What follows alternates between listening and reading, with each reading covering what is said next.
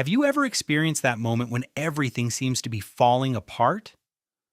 A job you lose? A relationship that ends?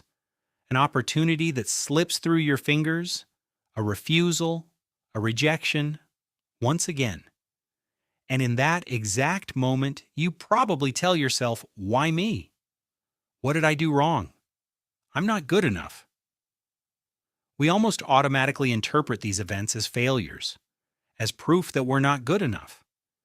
But what if it were the complete opposite? What if those doors that are closing aren't endings, but redirections?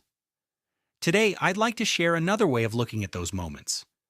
A perspective that can literally change the way you experience life's challenges. When something doesn't work out in our lives, our brain immediately starts looking for an explanation. And very often, that explanation becomes personal. You didn't get the job? I'm not competent enough. Someone left you? I'm not lovable enough. Someone said no to you? I don't deserve it. We internalize. We devalue ourselves. We start to doubt. It's a deeply human reflex because our brain prefers a painful explanation rather than uncertainty. But there's a problem with this logic. It's incomplete. What if, instead of rejection, it was actually protection? Just imagine for a moment. You get the job you wanted so badly. At first, you're happy, proud, relieved. But a few months later, you realize that the environment is toxic. You don't feel like you belong there. And little by little, you start losing yourself. And then you think, why did I accept this? Now imagine the opposite. You didn't get the job. You're disappointed. But a few weeks later, another opportunity appears. And this time, it truly fits you. You feel aligned, fulfilled. What you once saw as a failure was actually a redirection. In life, we often believe that the more doors are open, the better. But in reality, not every door is meant for us. Some lead to paths that simply aren't aligned with who we are. And sometimes life does something very strange. It closes certain doors for us, not to punish us, not to hold us back, but to keep us from getting lost. Because we don't always see the whole picture. We're focused on what we want, but not necessarily on what we truly need. There's also another reality we often forget. It's not only a question of what, but also of when. You can want something that is right, but not at the right time. Sometimes an opportunity comes too early. And if it happens, it can overwhelm us, exhaust us, or even break us. So yes, it can be frustrating. But maybe that refusal isn't a definitive no. It's simply a not now. We like to believe that we control our lives, that with enough effort, willpower, and determination, everything will eventually work out exactly as we planned. But reality is more nuanced. You can do everything the right way and still have a door slammed in your face. And that doesn't mean you failed. It simply means that this path wasn't yours. The real difference isn't in the events themselves, but in the way you interpret them.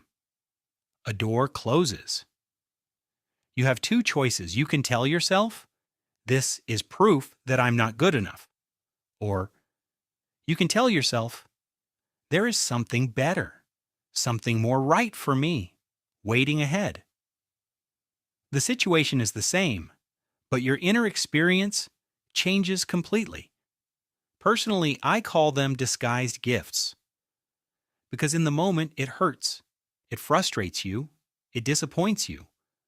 But with time and perspective, how many times in your life have you realized that something that once made you suffer actually led you to something better? Maybe a meaningful encounter, a moment of realization, a new beginning. Those moments often become the most important turning points in our lives. But at the time, we don't see it. The further you move forward in life, the more one thing becomes essential: alignment, making choices that truly match who you are, not what others expect from you, not what society values, not what simply looks good, but what deeply resonates within you. And sometimes, a door closes precisely because it wasn't aligned, even if on paper it seemed perfect. Now, this doesn't mean you should passively accept everything. It's not about saying, well, too bad, I give up. It's more about saying, I do my best, but I accept that not everything depends on me. You keep moving forward, you keep trying, but you stop seeing every rejection as a question of your worth. This might be the hardest part. Trust.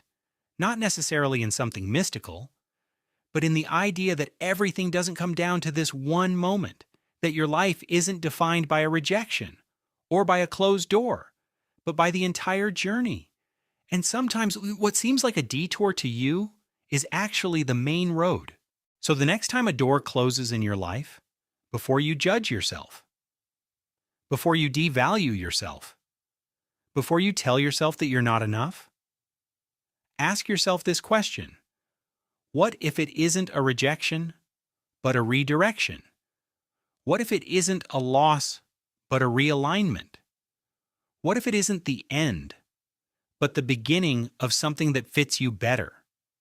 Maybe you won't see it right away, but with time, you'll realize that some of the best things that ever happened to you started with a door that closed. If this video resonated with you, feel free to share it with someone who might be going through a difficult time. And remember, just because a door closes doesn't mean your journey ends. Sometimes, it's simply the beginning of another path, one that is far more aligned with who you truly are.